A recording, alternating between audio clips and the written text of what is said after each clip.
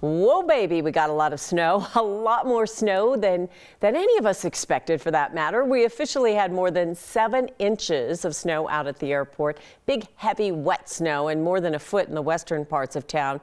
You can see how heavy it was, breaking tree branches all over town and around the metro area.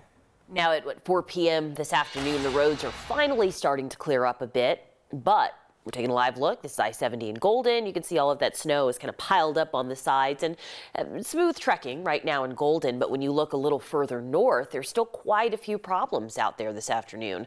Colorado State Patrol says more than 20 cars were involved in an accident on I-25 in Thornton. Sky 9 flew over that area as it was being cleaned up today. And what you're not really seeing is all the cars that are off the side of the road and in these ditches as well. This storm really had a bullseye right over the Denver metro area, breaking records in Denver and in neighboring towns. Meteorologist Corey Reppenhagen is in Arvada tonight. Corey, we have been quite the weather roller coaster lately, and then bam, just like all this snow. Where'd it come from? Yeah, you know, Alex, it really has been a roller coaster. If you think about it, negative 24 degrees last week during the polar vortex, then to last night where it was too warm to snow and we got several hours of very unusual December rain. And then when this storm decided to flip over to snow, it meant business. We got about 9 to 12 inches over here on the west side of town, which is a record. And the water inside the snow is also record-breaking.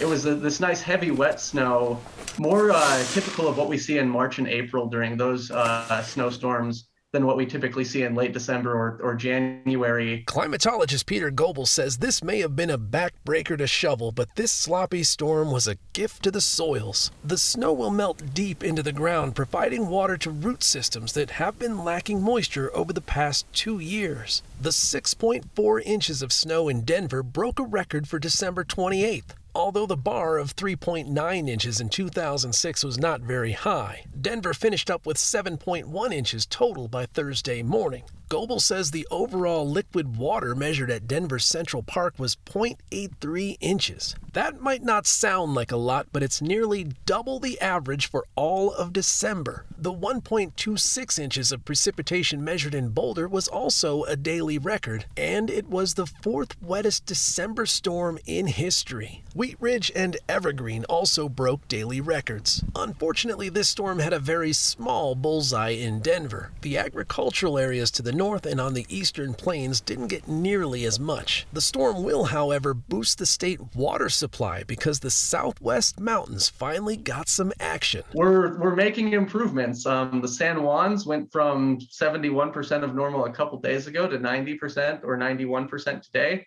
So that's definitely good to see, and there's more on the way. And it is so good to see all this great snow. And so statewide, the snowpack is up to 6% above average, with more snow on the way this next few days, 5 or 6 days. And in Denver, we're up to 13 inches so far in December, and that is the snowiest December in 11 years. Whoa. Wow. It's felt that way, but I know it was actually 11 years. It's a little Tale of the extremes, but it is really beautiful behind you right now. Driving it last night or this morning, not anything close to beautiful, but it's beautiful now. Yeah, it comes with its troubles, but you know, the end result is really what counts. Yeah, that's what we need. Thank you, Corey, putting the good spin on it, right? Let's take a live look outside right now over Lookout Mountain.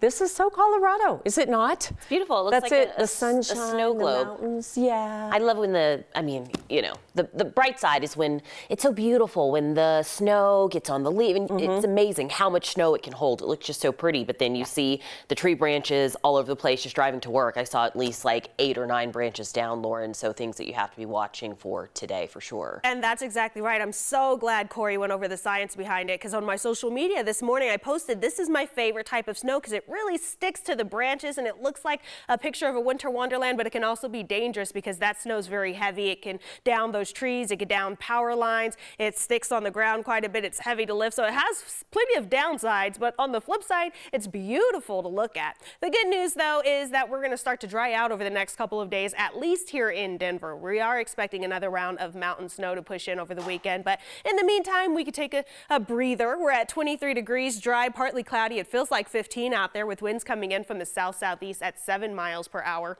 But you can see this on our HD Doppler radar where the majority of that snow has pushed its way eastward. We have some slight lingering showers in portions of the high country and western slope, but very dry across the Front Range and eastern plains. Because of all of this fresh powder, we do have avalanche warnings that'll be in effect until midnight. This is going to be that high level danger, level 4 out of 5. We're going to continue to monitor that. We do also have winter weather alerts that'll be in effect for the weekend. Again, this is mostly going to be the high country and western slope where we have winter storm warnings and winter storm watches that will go in effect. This does not include the Front Range or eastern plains, but not to bring too much of a spoiler alert, we will eventually see that snow move its way eastward by the start of the new year. So in my full 7-day forecast, we'll talk about the dry and seasonal Friday we have coming up. We do have more mountain snow on the way for the weekend, and we'll have a soggy start to 2023, but it won't last too long. I'll have those details in my 7-day forecast. Okay. Thanks, Lauren. All right. After a long week of cancellations and delays, Southwest Airlines says things should be back to normal tomorrow. However, that doesn't make anything back to normal for the passengers on the nearly 11,000 flights disrupted in the last week, many still looking for their bags. I have no kidneys and I have to be dialyzed and my medication's on there. We didn't have, medicines or toiletries, changes of clothes, so we're so glad to be home. Oof. The medicine's so critical. Southwest says they'll refund travelers for rental cars, other flights, meals, hotels, and shipping costs from the past week. So that's going to be something. Denver police are asking for help solving a cold case from New Year's Eve in 2014. Police were called to check on an unresponsive man sitting out on a sofa near Lowry and Alton Way early on New Year's Eve, and they found 33-year-old Toshio Gilmore shot dead. Gilmore's family says while the holidays are a particularly tough time for them, they never stop thinking about him. For my family and for me, it's hard all year long. There's not a day go by that I don't think about my son and what happened to him. I thank God for making it possible for us to survive this tragedy, but it's hard. The reward for information is now $5,000 in this case. Anybody with information is asked to call 720-913-STOP.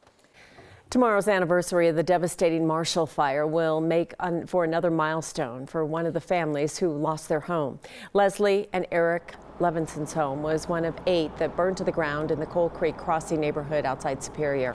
As they work to rebuild, they have wondered for months exactly what happened to start that Colorado destructive fire, the most destructive. They told Kevin Vaughn from our 9 Wants to Know team they were glad to hear the Boulder County Sheriff Joe Pelle say that the investigation is nearly finished and the cause and the origin of the fire are likely to be made public in the next few weeks.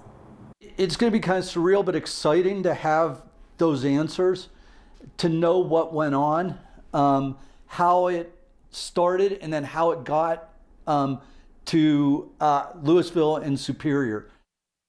Construction is progressing quickly enough that they hope to be back in their home in May. That'd be great. We'll have much more in their story on 9 News at 5.